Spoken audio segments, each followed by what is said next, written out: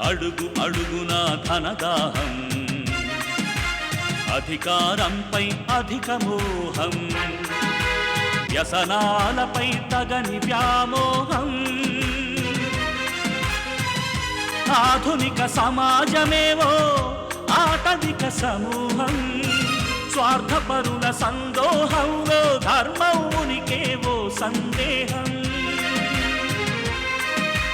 మనసున్న మనిషికి ప్రతి నిమిషం ఎదురయ్యేను ఓ పద్మవ్యూహం, పద్మవ్యూహం, పద్మవ్యూహం.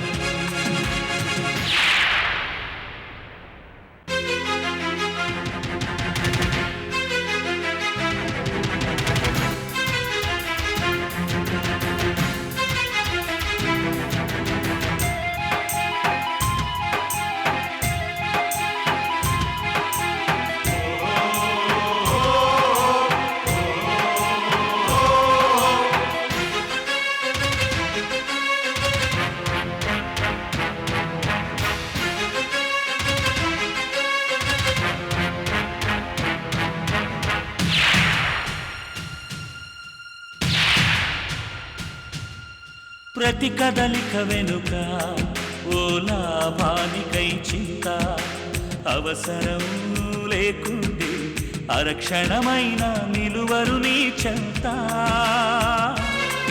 ఇది కన్నీటినే వేలం వేసే కసాయి సంత, ఇది కన్నీటినే వేలం వేసే కసాయి సంత. విలువలకై వెతుకులాగా నేడొక పెద్ద వింత, విలువలకై వెతుకులాగా నేడొక పెద్ద వింత. కొత్త కాపురం కొత్త జీవితం ఎలా ఉంది శ్రీనాథ్? తప్పు చేశానేమో అనిపిస్తోంది సార్. తప్పు అలా అనిపించడం తప్పు. గొప్పింటి అమ్మాయిని పెళ్లి చేసుకుని తన వాళ్ళందరికీ తన్ని దూరం చేసి తన్ని ఒంటరిదాన్ని చేసి నా దురదృష్టాన్ని కూడా తన నెత్తి మీదే రుద్దానేమో అనిపిస్తోంది సార్. ఒంటరిది ఎందుకైంది? సమీరకి తోడుగా నువ్వున్నావుగా. దేవదాసు తాగి తాగి పోయింది పార్వతి కోసమే గాని అమ్మ నాన్న కుటుంబం లేరని కాదుగా.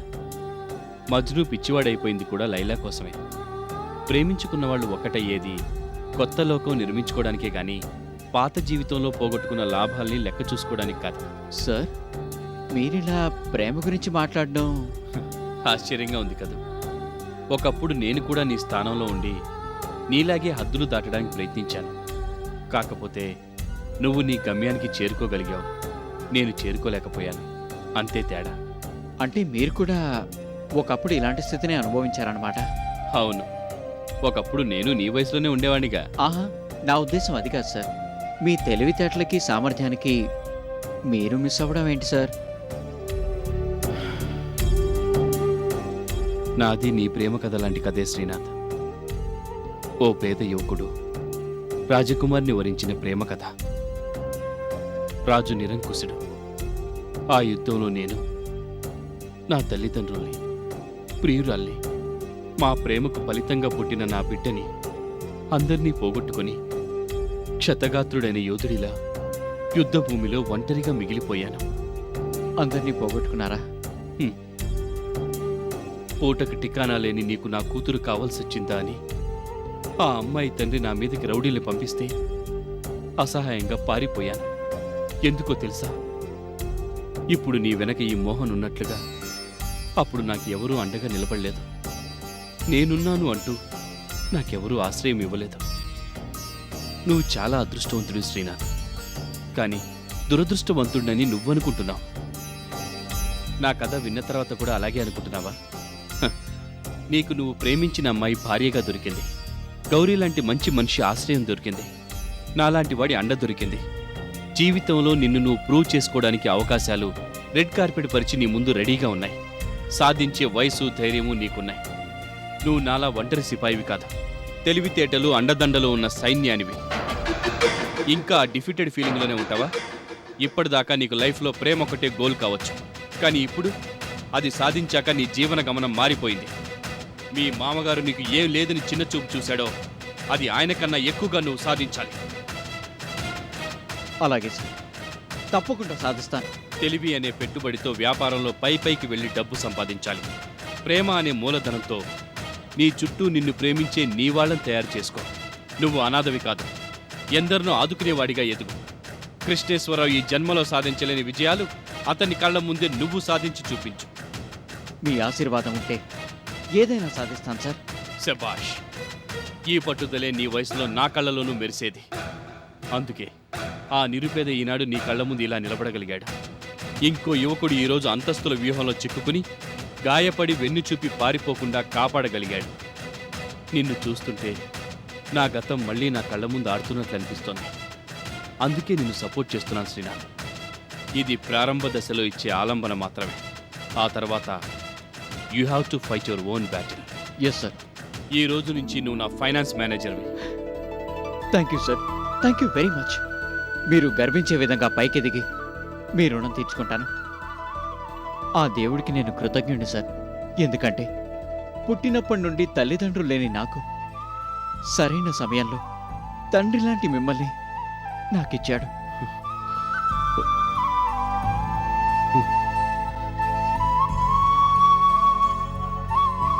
పెంచలమ్మా, పిల్లలకి బాక్సులు రెడీ చేసావా? చేశానమ్మా.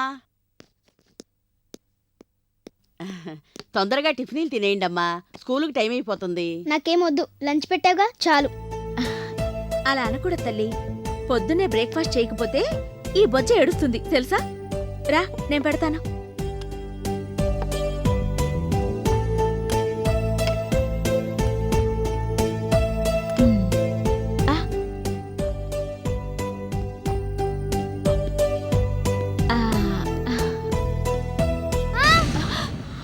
సుహిత, సుహిత, అయ్యో ఎలా పడిపోయావమ్మా? కాలు స్లిప్ అయింది మమ్మీ. నొప్పిగా ఉందా? ఏ కాలు? మందురాయనా? ఇంకా నొప్పిగా ఉందా? నడవగలవా? ఏం కాలేదు మమ్మీ, కంగారు పడుకు. లేమ్మా, నీకేమన్నా కావాలంటే నన్ను అడగచ్చు కదమ్మా.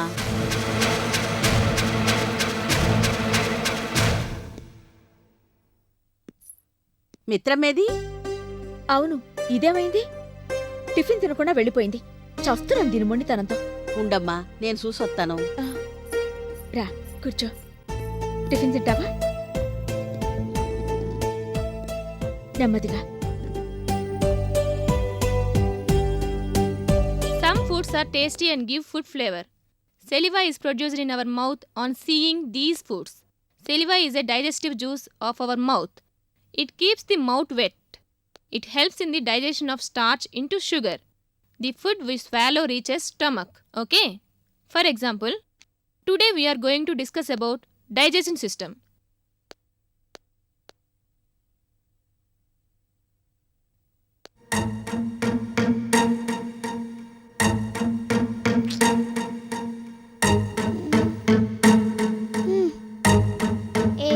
ఏంటా కూర్చోడం? మేడం తిడతారు. The process of changing of food into simpler substances before our body uses it is called digestion. The food we eat is digested in the food canal, which is a long tube. The parts of the food canal are mouth, gullet, stomach. Ma'am, నాకు vomiting వచ్చేలాగుంది ma'am. Okay, you can go. ఎవరైనా వెంట వెళ్ళండి. వద్దు ma'am, నేను ఒక్కదాన్నే వెళ్తాను. Okay, you can go. Let us continue the lesson. There are different kinds of teeth in our mouth. They help to bite the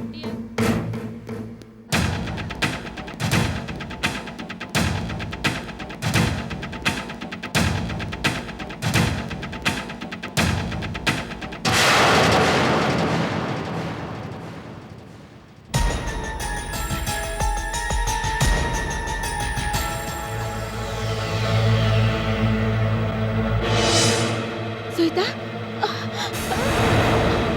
Suhita, అయ్యో ఎలా పడిపోయావమ్మా? కాలు స్లిప్ అయింది మమ్మీ. నొప్పిగా ఉందా? ఏ కాలు? మందురాయనా?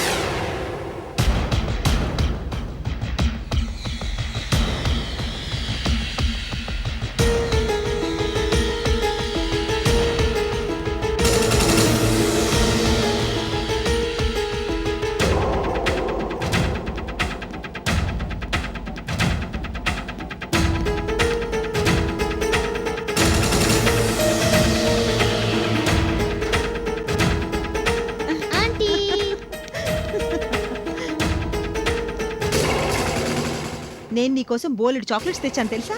నేనంటే మీకు ఎంత ఇష్టం ఆంటీ, కానీ మా మమ్మీకే. పో చైల్డ్. అందుకేనమ్మా నువ్వంటే నాకు అంత జాలి. ఎందుకంటీ మమ్మీ నన్ను సుహితం చూసినట్టు ప్రేమగా ఎందుకు చూసుకోదు?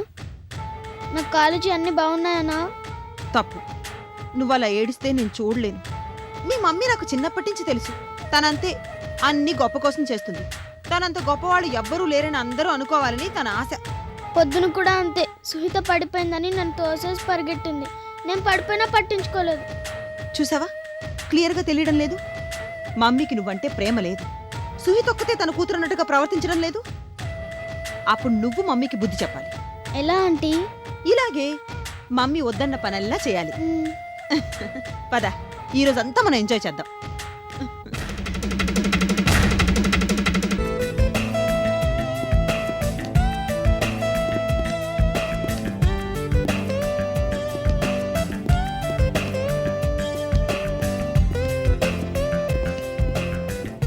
రండి.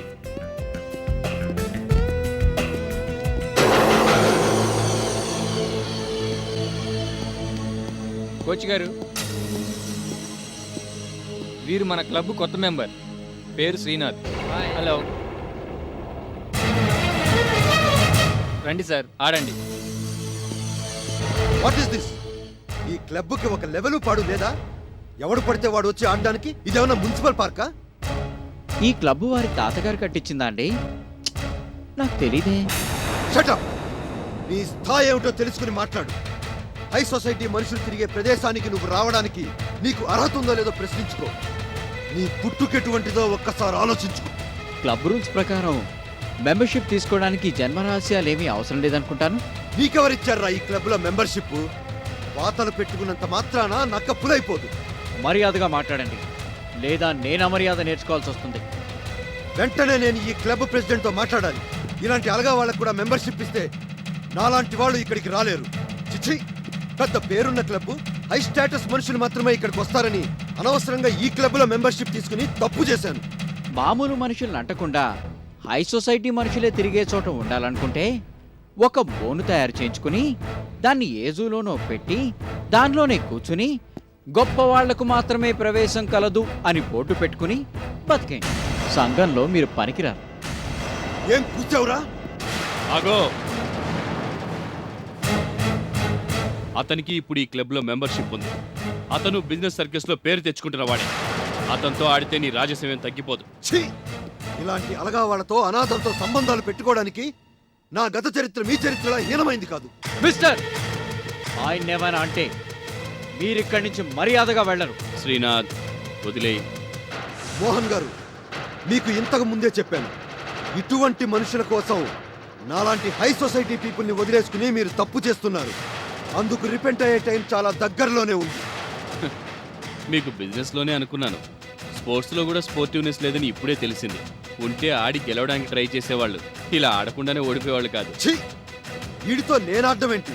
నేను అంత దిగజారలేదు. ఆడి గెలిచేంత సీన్ కూడా మీకు లేదులే. కృష్ణేశ్వరరావు,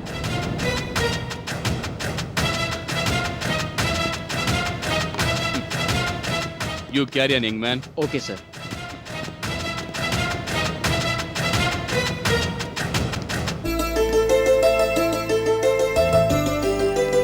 ఓ, గుడ్ షాట్, గుడ్ షాట్.